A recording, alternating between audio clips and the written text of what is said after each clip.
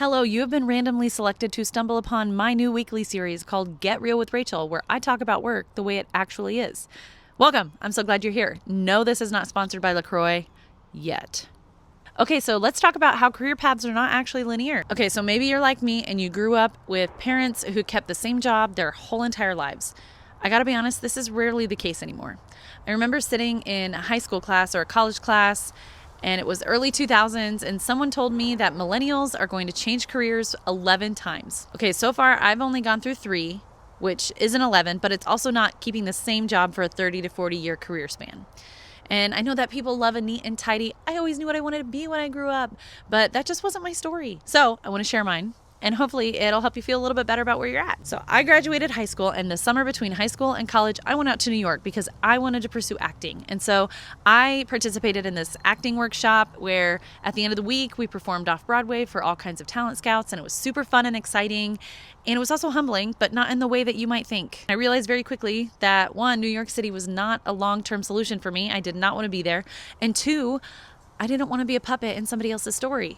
So what I did was I switched it up. I went to college and I jumped around between majors. I started out as a music major, and then I switched over to filmmaking and audio production with a minor in screenwriting. And I had this grand idea that I was going to be the author and I was going to be the one that shaped my story, and it was going to be awesome.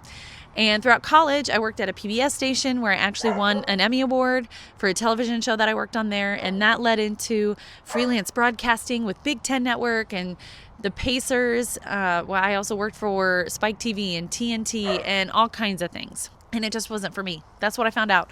The culture was something for another day. And also, it was just long hours, it was high intensity, and it was always having to prove myself to managers, different managers. It was a revolving door of managers, and I was constantly having to start over with each one of them. And I was like, this isn't for me. I want a family. I want a life. So I switched again, and actually this time I landed in college ministry, and I spent 5 years working with college students through faith and hard, messy human things, and it was awesome. And I finally landed where I am today, which is marketing.